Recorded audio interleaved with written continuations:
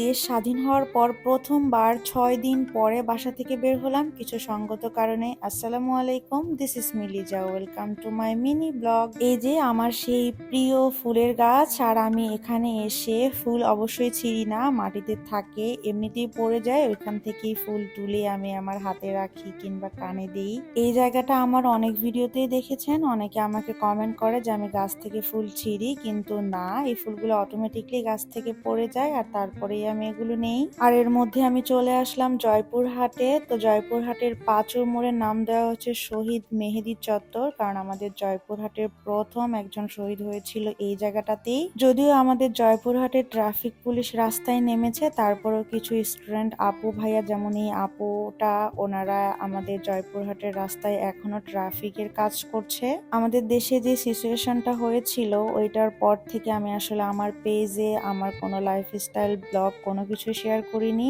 আজকে প্রথমবার বাসা থেকে বের হলাম, আর তাই আজকে এই ব্লগটা বানালাম।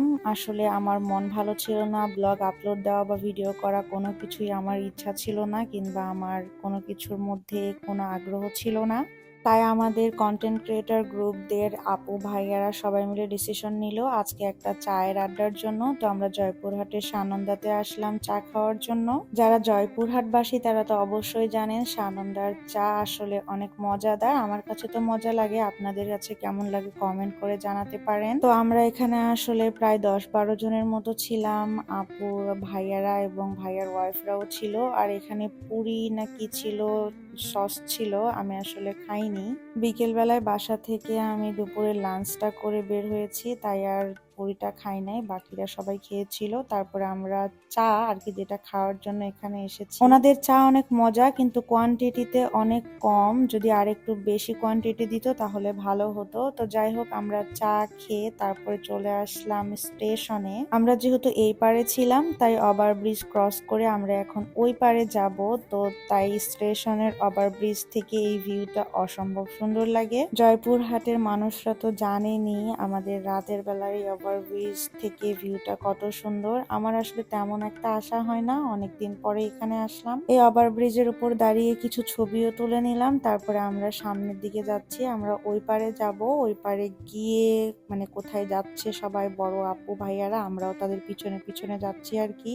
আমরা আসলে বৈরাগীর মোড়ে এই ফ্রেন্ডস গার্ডেনে যেতে চেয়েছিলাম, কিন্তু আমরা এখানে এসে দেখি যে ফ্রেন্ডস গার্ডেন বন্ধ ছিল, তাই আর ওখানে যাওয়া হলো না। আর এদিক থেকে এসে ঘোরাঘুরি করছিলাম, আর স্টেশনে আসলাম দেখার জন্য আমাদের জয়পুরহাটের সব গর্বিত স্টুডেন্টরা এবং আপু ভাইয়ারা খুব সুন্দর করে জয়পুরহাটের ওয়ালটা রঙিন করে রাঙিয়েছে। জয়পুরহাটের অনেক স্থানেই খুব সুন্দর করে পেন্টিং করা হয়েছে, সেক্ষেত্রে জয়পুরের স্টেশনের মধ্যেও কিন্তু খুবই সুন্দর পেন্টিং করা হয়েছে। তো আমরা ওগুলোই দেখতেছিলাম আর সামনের দিকে আগাচ্ছিলাম।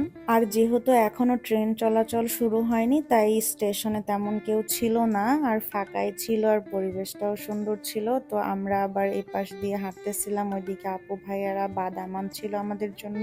তো আমরা মূলত এদিক দিয়ে বারোঘাটি পুকুরের ওখানে যেতে চেয়েছিলাম, তারপরে আর যাওয়া হয়নি। স্টেশনে কিছুক্ষণ দাঁড়িয়ে এখানে ছিলাম, গল্প করছিলাম, আড্ডা দিচ্ছিলাম, তারপরে কিন্তু আমরা বাসায় চলে আসি। আর সবাইকে ধন্যবাদ আমার ফুল ভিডিওটা দেখার জন্য। সবাই ভালো থাকবেন, আল্লাহ হাফেজ।